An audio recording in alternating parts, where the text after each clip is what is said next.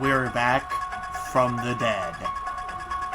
Like Michael Myers in some of those Halloween movies. I just really love this. We're probably going to get copyrighted for that, but that's okay. We got copyrighted for that other song the one time I tried that on the intro. But we're back. It has been far too long. It's been, I think tomorrow would have been 2 weeks since our last recording, upload, talk show, whatever, however you want to call it. Show of talking, I have no idea. I honestly, it feels like it's been so long that I got overwhelmed trying to think of where to even start. So, I think what we're going to try to do is, I know I was going to say we're going to try to keep it short and brief tonight, but honestly, every single time I've said that, it is the fattest lie I've ever told. Just like, just to compare that, put it in comparison or to perspective for some of y'all, that's like saying after a first date or first 2 dates, a girl says, oh yeah, we should totally, I definitely want to see you again, or I really like where this is going.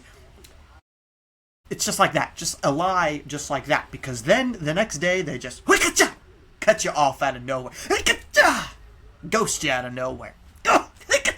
I'm not really ready for a relationship. Or, I'm not over my ex, or you're really ugly. That one might have been a little more personal to me. I'm just saying. Last one, and then I'll stop. I just don't like you. Yeah, that one, not really feeling the connection. All right, we're done. We're back, though. It's been far too long. A lot has happened. I'm not even joking. I don't even mean that in a sarcastic sense because everyone says that, but a lot has happened. And for baseball, I got the World Series on right now. The World Series is in Game 5. I think the last time I recorded this, the NLCS and ALCS hadn't even been decided yet, maybe? No, yeah, they hadn't been, actually. But the Blue Jays and Dodgers are tied 2 games apiece in the World Series, and the Blue Jays are actually up 3-1 right now in Game 5, which is kind of great. I mean, it's kind of scary hours for the Dodgers. And everybody always talks about in the offseason, it was the Dodgers are ruining baseball by signing all these free agents, and the Dodgers are creating a super team. Yeah, well, that super team is on the ropes right now, and honestly, all postseason, it's kind of crazy. They came into the World Series 9-1 in the playoffs so far. They swept the Reds, they won 3 out of 4 against the Phillies, and then they swept the Brewers, who swept them in the regular season, like 6-0 or 7-0, yeah. And it's weird, dude. The offense has just not clicked for the Dodgers. You've had Shohei has had a couple blow-up games, and he's also had a lot of zero games. The Dodgers, this game on Monday night had an 18-inning affair where the Dodgers won 6-5 off of Freddie Freeman walk-off homer, and Shohei got on base all 9 times that game. Not even joking. He went 4 for 4 to start the game, and then the Blue Jays intentionally walked him 4 out of the next 5 times, the 5th time being another walk, which kind of looked like another intentional, not intentional walk. They kind of just pitched around. They weren't really caving in at all. But it's weird, dude. The Dodgers just haven't clicked. Mookie has not been Mookie at all this season, especially in the playoffs. Freddie has just looked, he's had his moments. He's just like, get out of here, Windows Update. You're not restarting. How about that? Estimated 7 minutes. You're not, we're going to do this live on the air right now. Try to snooze this. Yeah, schedule the restart for something 07 a.m. Yeah, that works. Whatever, dude. Oh, and I just lost my freaking window for while I was recording. That stinks, man. That stinks. Thanks a lot, Windows. You stink. But, enough baseball talk, probably. The Dodgers haven't clicked. They just haven't. I mean, the lineup has just not, up and down, has been really bad, honestly, for the most part. Very inconsistent. How about that? They showed flashes, but overall, just very inconsistent. They've been carried by the pitching. The bullpen's also been terrible. They've been carried by their starting pitching. That's just, just keep digging into the Dodgers, that's all it is. They've been carried by their starting pitching this postseason. So, it's scary hours for them, especially if they can't come back tonight. You got to go back to Toronto and win 2 straight with Yamamoto, who has been fantastic for them, and then Glasnow, who, can be scary. Wow, that 7-0 is fighting back right now. It does not want to go down. Oh my God, Jesus. Oh, get down there, buddy. Okay, that works. Wow, that was disgusting. But we're back. 2 weeks off. I am just we pick up right where we left off. Just absolute shit show, honestly. I think tonight I'm going to do I wanted to do this last week and I just wasn't able to before I left. I went to Kansas last weekend. I flew out Thursday night. That's why I couldn't, do my Thursday show.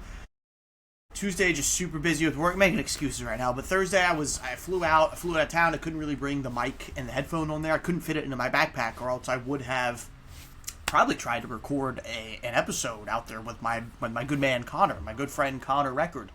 He had mentioned it briefly, and I think he was joking.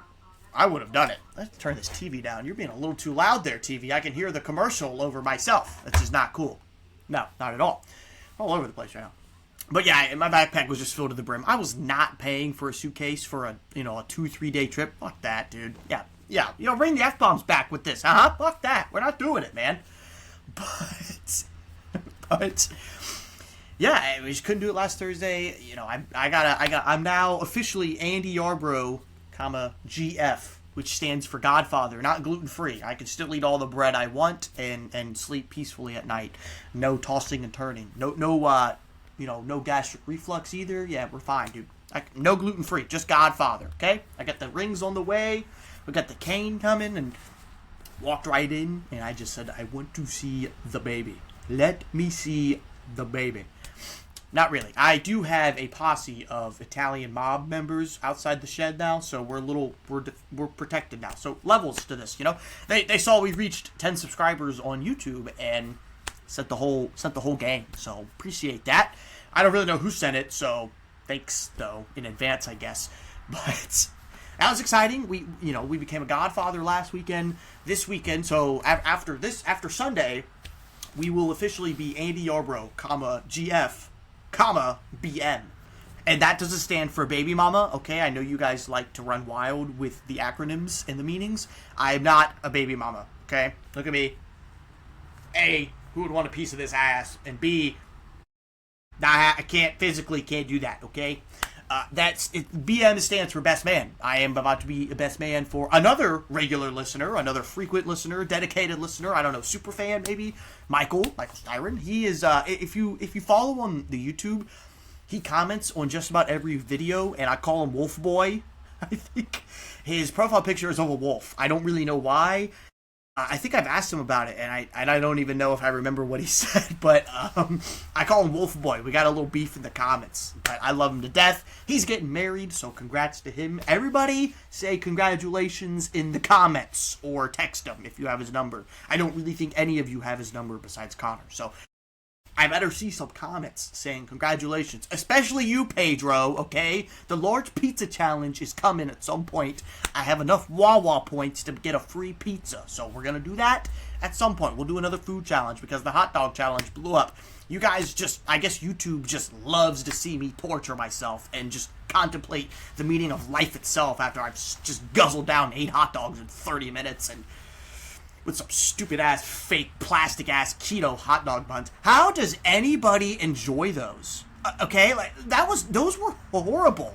They genuinely tasted better drinking water while I was eating a hot dog. I'm not even joking about that. The keto hot dog buns literally tasted better if I drank some water while chewing them. I mean that wholeheartedly. Cross my heart, hope to die. I don't know what the saying is. But let's get into the agenda. I think what we're going to do tonight is a lot of coaches have been fired. I think we kind of want to do 7-Up's still fighting back with me. I think we're going to try to do maybe a college football rankings check. A lot of coaches have been fired this season. We got more on the way probably. And maybe another couple. I think Norvell might get the can from FSU in the offseason. I think they were just kind of giving them 6 more weeks, the last half of the season to kind of say, hey, we gave you time to maybe not necessarily turn it around, but show that there's signs you can turn it around and that there's still some promise left here. I think it was just delaying the inevitable. It's a very big buyout. There's so many coaches being fired, man. What the hell, dude? I've definitely done an episode or two since James Franklin got fired. So, but let's just to recap. Mike Gundy got fired from Oklahoma State. He was not the first. The UCLA fired their coach. Oregon State's fired their coach because they started 0-7. Oklahoma State fired Mike Gundy. They were just poor, pitiful this season. Florida fired Billy Napier. Penn State fired James Franklin. LSU on Sunday night fired Brian Kelly. It's who's next, man. I think Norvell's seat is scorching hot. I think FSU, honest to God, I think the money is an issue. Yes, the money is an issue, obviously. I don't know why I keep sipping this. It's just going to come fight back with me. But it's so good, dude. But, yeah, no alcohol tonight. We're trying to make sure we look good in that tuxedo, the suit, for the wedding on Sunday, because Andy needs a woman in his life, and that might be one of my only opportunities that I'm actually dressed somewhat nice. So, or just maybe you find someone up in Pigeon Forge, Tennessee that just, finds me attractive. Not really. Not happening. But, God, dude, Trey Savage is just shoving for the Blue Jays. 8 strikeouts and he's not even through 4 innings yet. That is scary hours for the Dodgers. But we got that, yeah. So no, we're gonna try no alcohol. We might maybe drink Thursday night. So actually, I might do that. I might have a couple beers or maybe that apple pie wine from Trader Joe's tomorrow night. I'm gonna try to tomorrow set some time aside to do an NFL, our normal NFL college football preview primer for this weekend. We're in the thick of midweek madness in college football, so that's fun. I'm gonna try to put it in my notes. Maybe I should actually do that real quick while I'm thinking about it. Actually, how about that? A little on the fly. I already forgot what I was gonna say. Oh, college basketball. I think I actually had that in my notes, but we're gonna put it twice just to emphasize it. But, yeah, I do actually, because I literally right above it, I have notes on Florida basketball. That's okay. But college basketball starts, I think it starts this weekend, maybe? I don't know. I know Florida plays Monday in their first game of the season, and they play Arizona, so a ranked matchup in Vegas, I believe. Right out of the gate. I mean, Florida's out-of-conference schedule is a gauntlet, but it's going to be really fun, man. They play Arizona, they play Duke, they play UConn, they play Florida State and Miami, obviously. I think Florida State should bounce back. Miami went to the Elite Eight or Final Four 2 years ago. And they fell off last season because they had I think 2 years ago they had a portal team, just, very big NIL, pay for play a little bit. And so it's kind of like a one and done team. A lot of guys went to the draft after that, or just, were out of eligibility. So, we'll see if they bounce back. But Florida loaded up again. Who knows? It's so hard to repeat in basketball, but Florida has done it, 20 years ago, 17 years ago, 18 years ago. So that'd be interesting to see. But I'm excited, man. I really am. I became enthralled with Florida basketball again. Not last season, the season before, I got really into it towards, this. Wow, I didn't realize the mic is just in the camera. Hey, buddy, can you move? Okay? God, the show is not about you, okay? It's about me. Not really, actually. Hey, I got the freaking mic box in the picture, too. We are just rusty, man. God. Ooh, I just rubbed ass. Whoops. What's going on right now? But tonight, I kind of just want to, it's really just to get my feet wet again, man. I didn't know what to do. I didn't know what to talk about. But, yeah, let's talk about all that. A lot of coaches have gotten fired. Baseball season's heating up. It's actually almost over. It's cooling down, really. The NFL just continues to roll on. The Jags, that's also what I wanted to do, a Jags State of the Union, because times are tough in Jagland, or as we like to call it, Duval. I'm not even doing the chant because they don't deserve it right now. They've been so piss poor the last 2 games. The Jags and the Gators both had a bye week last weekend, thank God, because, Florida fired Billy Napier, so they kind of needed these 2 weeks, because they played Georgia Saturday. Hey-oh, wow. But they've got Georgia coming up, and they needed a couple weeks to prepare. Just life after Billy. You don't have your CEO basically in the building anymore, so you gotta prepare. But, whole new play caller, who knew everything, so that's nice. The Jags just needed a reset, dude. I was at that game when they beat the Chiefs, and that was now 3 weeks ago, by the way, so that's kind of crazy. Drop it. You won't. He didn't. Dang. Oh, well. But, that's kind of crazy. The Jags beat the Chiefs on Monday Night Football, and 4-1, asserted themselves as a certified, at that time, a top 5 team in the NFL. They did. A win on the road in San Fran. They beat the Chiefs at home. coming from behind 14-0, and then you lose on a short week to the Seahawks. And the Seahawks are good. It was a huge letdown game opportunity because you had a short week. Just you were riding that such a high after that Chiefs game. Like, you just, oh my god, dude, like, we're on top of the world. We're here. Like, everyone has to respect us now. And then you just laid a stinker at home. The defense played they didn't play bad, but they kept you well in the game. I mean, I think Seattle was like 1 for 12 on third down in the game, and you still find a way to lose that game. It was piss poor, man. It really was. And then they went to London and somehow looked worse. Not even somehow as if it was like close. It wasn't really close. They looked way worse, like levels worse than they did against Seattle. That was the most uncompetitive game I've watched the Jags play since they went to Detroit last year with Mac Jones playing for Trevor Lawrence, and they lost like 50-6 or something. It was bad. That's a low bar when you say that was the most uncompetitive game since last season. The bar's low, and somehow you almost went under that, to be honest with you. But it was bad. Matthew Stafford threw 5 touchdowns. The game was, in an instant, 14-0 in the first quarter, I believe. I think the Rams just controlled the ball. But the Rams, in the blink of an eye, it was 21-0, dude. It was just, oh man, it was 14-0. You forced a punt. Finally, the Rams just marched down the field their first 2 drives, 14-0. You force a punt. Parker Washington returns it for a touchdown. Gets called back for an illegal block in the back, which at best, very questionable, because you watch the replay, the dude just fell. Like the guy for the Jags had his hand near his back, never pushed him at all. You never saw a shove, no nothing. His hand was just in the vicinity, and the guy just tripped and fell. And they were like, "Yep, that's enough for us." Man, screw you guys. You guys, I hate you. But it was terrible. And you finally, in the Jags' first 2 drives that game were 3 and outs, just abysmal, pitiful. Whatever word you want to use to describe it in a negative connotation, that was it. It's actually not harsh enough. But they finally got something going, got a couple first downs. Like, they finally started moving the ball. You're down 14-0 in the second, and it's no secret that the Jags kicker Cam Little has been nothing short of atrocious this season. It's weird. After him and Brian Thomas Jr., their star receiver, their number 1 receiver, both of them had, obviously different facets. One's a wide receiver, one's a kicker.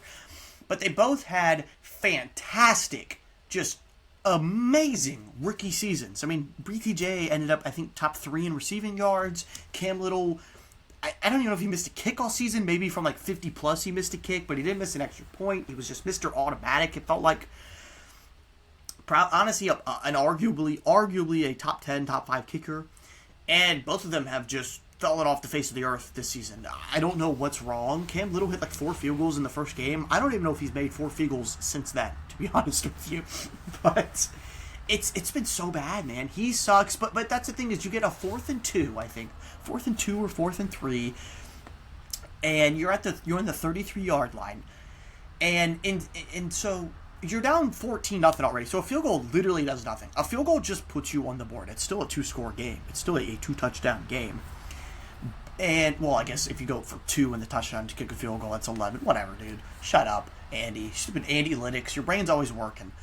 But you send out the kicker, who has been just mightily struggling this season. And I would understand if, like, hey, maybe it's 4th and goal from the 11 or something. Like, Trevor took a sack or something, and it's like, you're not getting 11 yards. You're not scoring on 4th and goal from the 11. And so it's like, let's go give him a chip shot, get him on the board, get his feet under him again. It's just nice to see the ball go through, the uprights. Mentally, it is that way sometimes. But instead of that, we send him out for a 50-yard field goal in the rain, wet grass, everything, and he shanks it. I mean, it wasn't even close, man. And at that point, I turned the game off. I'm not even joking. I was out here in the shed watching it. It was Sunday morning, London game. I turned the game off. I went back inside. I think I started playing Xbox, doing some laundry, just getting all my honeydews on a Sunday, because it was not worth my time. It was terrible. And somehow it got worse after that, because they went 21-0 after that. and then 28-0. The Jags scored. That was a strike. How'd you say he didn't swing there? What? If he makes contact with that, that's one hop in the wall. Oh my God, Blue, you're literally blind. What? That's a full swing. And then he walks him after that. What? Wow, the live reaction right there. That was horrible. That was pitiful. I'm using that word a lot tonight, and that was terrible, Blue. Wow, you need to get your eyes checked. Actually, that guy might be gambling on the game. That mother is cheating. But yeah, it was 28-0. The Jags scored, I think, right before the half or in the second half to make it 28-7, and then it was never close, man. The game was over. It was 21-0 at halftime, and the Rams went on cruise control in the second half. They just stopped trying, to be honest with you. The Jags just continued to drive down and turn the ball over on downs. Go for a fourth down, didn't get it. Go for a fourth down, didn't get it. Go for it. I think they did that like 5 times that game. I'm not even exaggerating. I think they may have turned the ball over on downs 5 times. Take a sip of that. What I like about this is it's caffeine free, so I'm not sitting here getting caffeinated and off my ass at 9:30 at night on a Wednesday. And I'm going to be up till like 2 in the morning. I'll probably still be up till 1 in the morning, but that's just natural, That's no caffeine, Andy. Caffeine, Andy's up till 2. We got the water here to balance it out, so I'm going to take another sip. Tastes like nothing. I love it. But, State of the Union. The season's not over for the Jags, obviously. They're 4-3. Let me pull up the NFL. I had the college football stuff pulled up. Let me pull up the NFL real quick to the standings. This season's not over. I mean, you're still actually, I think they're technically in a playoff spot for now. Obviously, you're 7 games in. You have 10 games to go. No, they're actually on the outside looking in now because they had a bye week last week. Lovely! What is wrong with me tonight? It's that 7-Up. It's making me gassy. Out both ends. But, the Colts are the story of the season. I mean, they're 7-1, the only team with 1 loss. It's just insane to me, to be honest with you. But I think they're the only team with 1. Oh, well, the Packers have 1 loss. But so the Colts are 7-1. The Packers are 5-1-1. There's levels to this 1-loss team shit here, okay? The Packers are a fraudulent 1-loss team. The Colts have earned it. Now, I will say, I did mention this on either the last episode from 2 weeks ago or the one before that. The Colts' schedule is about to get much more difficult. So far they've played Miami, Denver, which was a great win, which had that controversial last-second field goal. You got a redo with no time left, and they hit a walk-off against the Broncos. You've played the Titans twice. You played the Rams, who you lost to, the Raiders, the Cardinals, and the Chargers. Now, the Chargers was a fantastic win on the road in LA. I know the Chargers are kind of scuffling now the last couple weeks. They lost both their starting tackles, and the defense has had a couple hiccups, and they just kind of were sputtering. We'll see how they go the rest of the season, trying to replace that production, or that lost production at the lost talent, I guess, at tackles. But the Chargers are kind of struggling. The Colts took advantage of them. They came in and whooped some ass on the road, okay? Out west. They did. But the Colts are 7-1. We'll see. The schedule gets a lot more difficult. They play Pittsburgh this season. They play Pittsburgh this weekend. You also play Houston twice, Kansas City once, the Jags twice, Seattle and San Fran. One of those trips going out west. So it's kind of crazy to me, actually. Yeah, that is weird. Colts play the Texans and Jags twice each in the season. Although the Jags are the same way. They play the Titans twice and the Colts twice in the season. So, yeah, I mean,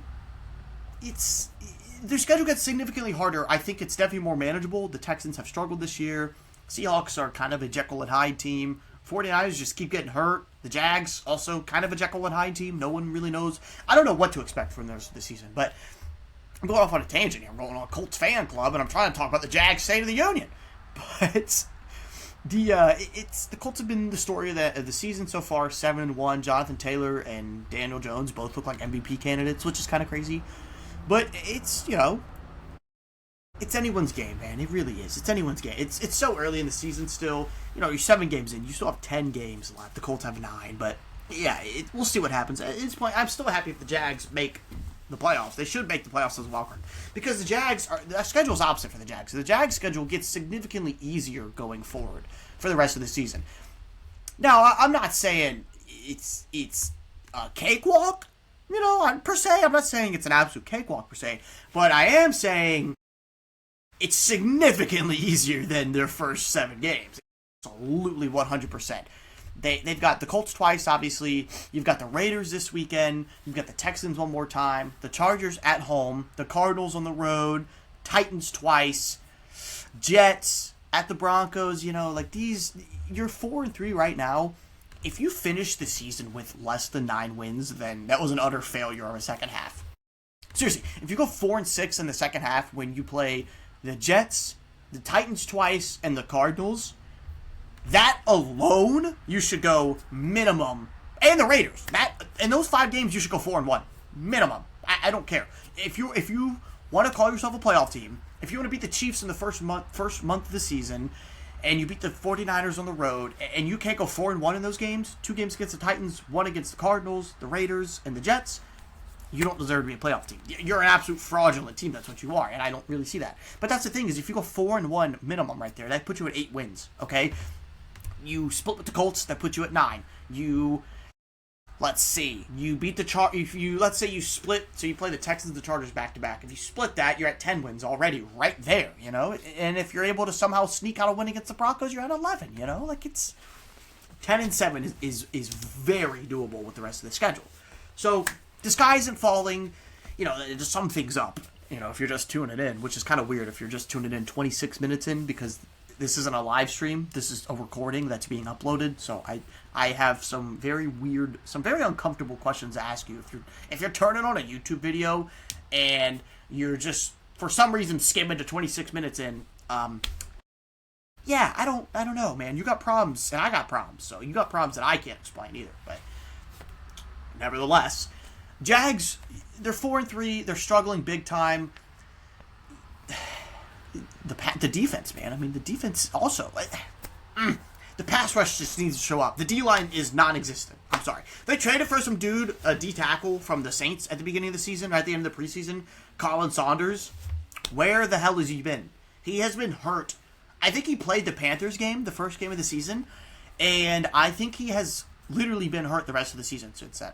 So, what did you do to put you out for the next 6 weeks?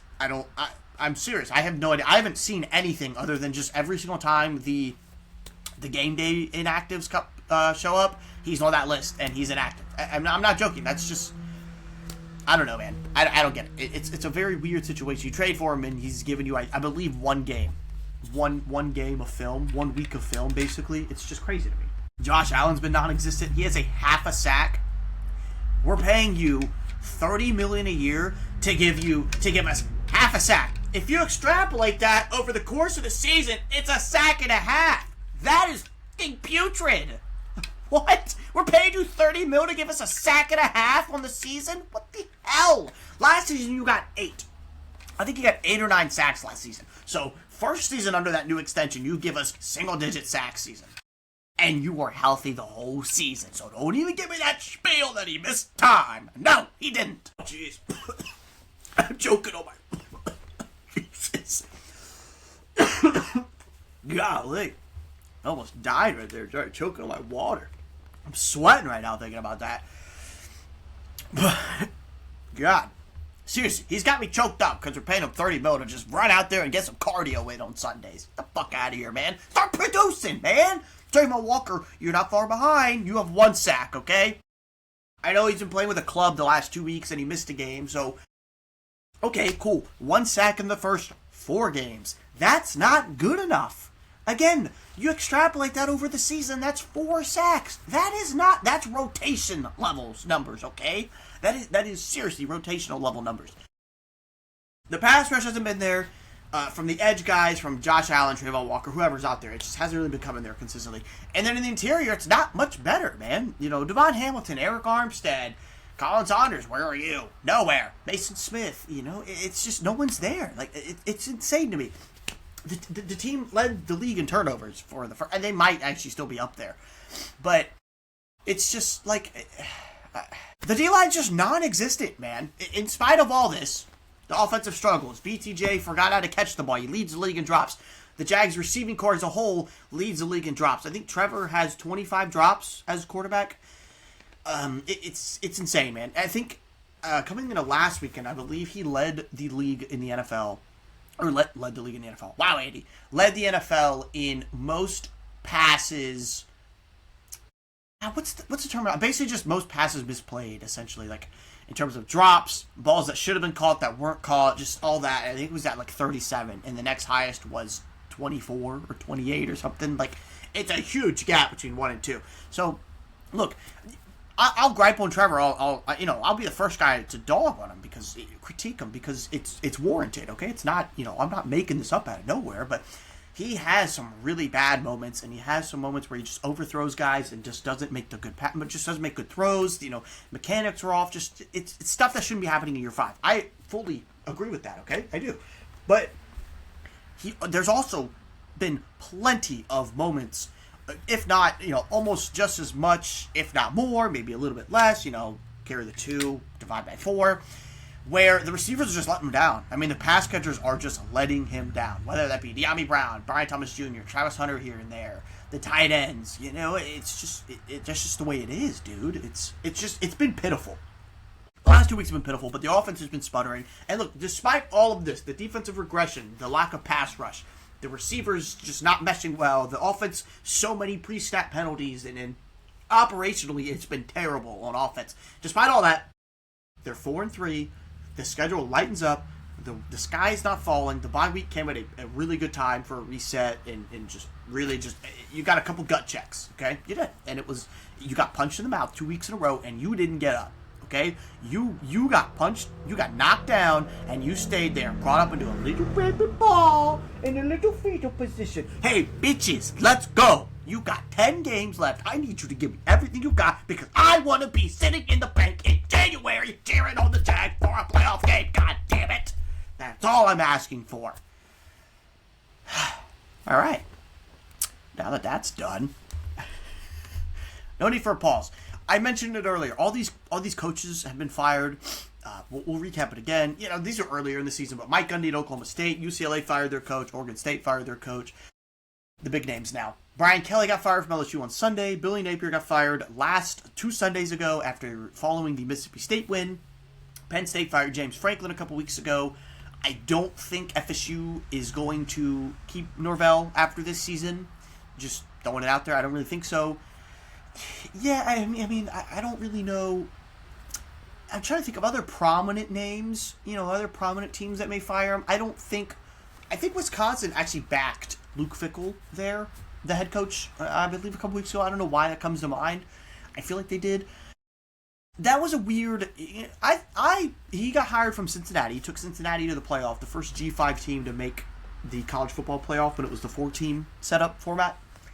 And, I thought, actually, I really did think that his success there at Cincinnati was going to translate to Wisconsin, because it's a Big Ten school, kind of like a little at the time when he got hired. I think he got hired at the same time as Billy, or right around the same time as Billy, so around 21, 22 season maybe might have been the first one. 22 might have been his first season, I don't know. When that happened, it was... The Big Ten still was Ohio State, Michigan, step down, Penn State than everyone else. It was. And so it was more old school, ground and pound, tough it out, like slug it out football. And I kind of figured, hey, he's got a chance to do that there, like he's bringing a good offensive mind, and he's got a chance to kind of make some noise there in the Big Ten, because it wasn't very deep at the time at all. And, he could really get into that second tier, kind of upper-ish echelon. It just hasn't worked. It just hasn't. They've been really bad. This season they had a really bad schedule. But I believe he got a vote of hey, he's got our support, basically, earlier this season. I don't know why that pops into mind, but I believe he did. I don't think he's going to get fired there. But I don't, I keep going back to Norvell. I really don't know who else prominent name-wise, like prominent schools, are going to fire their coach, to be honest with you. Because, there's already been so many. This season is unprecedented. That's why I played the Michael Myers music at the beginning. We can't just gloss over that, although I did 35 minutes ago already. But that was I called it a couple weeks ago. I said, hey, if Billy Napier's fired, I promise you, the first episode after his firing, I will be starting it with the Michael Myers theme song. I don't even call it the Halloween movies theme song, because fuck that. It's the Michael Myers theme song. Come on. And I did. It's probably going to get copyright striked again. Copyright struck. I don't know how you want to pronounce that. But I don't really give a shit. Okay? It was worth it. I don't know where I was going with that, but yeah, he got fired. It's unprecedented. That's where I'm going with it. Found my way again. It's unprecedented just how many, how many coaches overall, but how many prominent programs have fired their coaches this early into the season. I mean, Florida's 7 games in. I think Penn State was 4. No. Penn State, I believe, was 6 games in because they were 3-0, and then they lost the overtime thriller to Oregon. They lost to UCLA as a 27, 28 point favorite, and then they lost the next week to Northwestern, and they lost Drew Aller for the rest of the season. So they lost 3 in a row, and they fired James Franklin at 3-3. Kind of crazy, okay? LSU fired their coach at 5-3. I mean, look, I'm all for all these stories and people coming out and just dunking on Brian Kelly, because that dude is a piece of shit as a person, okay? He is an absolute utter atrocity as a person. Douchebag personality. It's everyone's fault but mine. If you're not a star player or a starter on my team, you can literally go to hell. I could not give less of a shit about you. He's just a terrible person, and he's got so much hate in his heart. I hate him. I really do. If Florida hires Brian Kelly for whatever reason, if there is an alternate universe that comes to fruition into this universe where Florida hires Brian Kelly, I will not root for them. Nothing's crossed right now. No fingers crossed. No toe. I'm not showing my feet on camera. That's weird. No toes are crossed right now. I promise you. I will not root for Florida if they hire Brian Kelly. I gotta try to find a loophole around that. I will not root for Brian Kelly if Florida hires him. I will not root for Brian Kelly if Florida hires. I'll root for Florida, not for Brian Kelly. How about that? However, Bird shits on him every game if Florida wins. But he's just not a great person. But I was still surprised LSU fired him at 5-3. I mean, I get it. It was a very ugly loss against Texas A&M at home. You went up 18-15 or something. Weird score, 15-14, I believe, something like that. And then A&M just put it on you the rest of the game. The final score was 48-25 or some shit. It was a blowout the rest of the game. So he's gone. It's all the whole uproar now is the Lane Kiffin sweepstakes. He's at Ole Miss right now still, obviously. He hasn't made an announcement either way of whether he's staying or not. And he shouldn't, man. You're 8 games in this season. This is what I hate about this. Ole Miss is well in the thick of a playoff hunt. I mean, they've lost 1 game, and it was an absolute heartbreaker, kind of last-second loss to Georgia on the road. And was that on the road? Yes, it was. Mm-hmm. Yeah, it was on the road. And, aside from that, they're undefeated. You know what I mean? And they got a big win at Oklahoma this weekend on the road. In the road, it was just they were a dog. They were 4.5-point underdog in that game. So Vegas did not like them. Look, man, then they're 6-1 or 7-1, and they're right in the thick of a playoff hunt. And it's just he should not have to deal with this. Those players and that staff that have worked so hard in the offseason should not have to deal with that outside noise of ooh, your coach is going to leave. Dude, just save it, man. Save it for another 2 months. Let them finish out this season, and if they don't make the playoffs, then you go from there. If they do make the playoffs, whoever wants to hire you has to wait another month until they win the Natty, in their eyes, hopefully. So, it's not fair. I don't know how I feel about this whole Lane Kiffin sweepstakes, though. Set all that aside. The actual coaching hire process, search committee, yeah, all that, really, okay, Andy.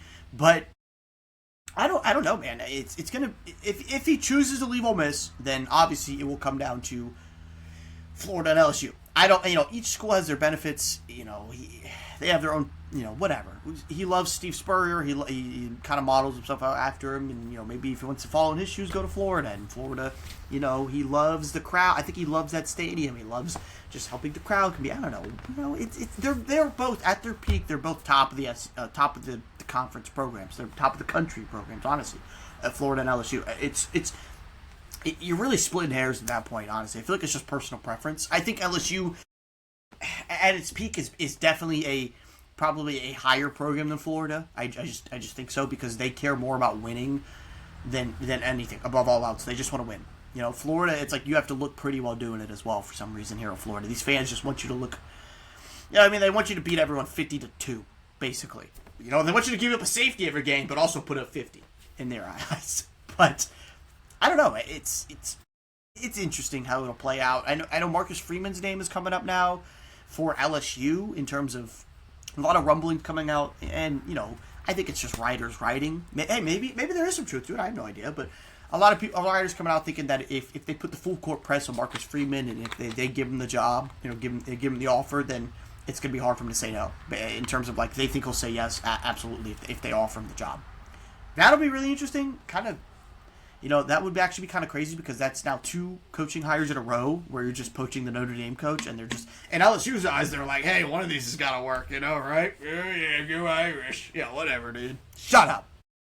But that would be kind of funny if you hire a second straight Notre Dame coach. But I don't know. I think Marcus Freeman likes their Notre Dame. Why not? You're not in a conference. Although if you do, you can say you go to SEC, one of the big. I don't know. Dude. We'll see how it plays out. This is more of just a State of the Union app. I'm 40 minutes in. It's 10 o'clock. I need to go change, get ready for bed. We've had a long couple weeks, man, and a long weekend ahead. But I'm looking forward to it. I'm going to be back tomorrow. I really hope so. I really hope so. But tomorrow we'll do our primer. I think we're going to bring back the sicko parlay, maybe a second one, maybe a little bit safer, air quotes around the safer. But we'll be back tomorrow to do our primers for the weekend. That's really about it. My picks, I got some games to pick. I know Michael might have a couple as well. I know he's stressed out with a wedding, so maybe I can help him out with some good picks for the weekend. Woo! Pedro, I'm coming for you, dude. I'm doing a large pizza at some point. Probably next week when everything settles back down, okay? Pedro, I hope you're watching. And if you're not, I'm going to be really upset. But, anyway, love you guys. I'll be back tomorrow, and it's good to be back.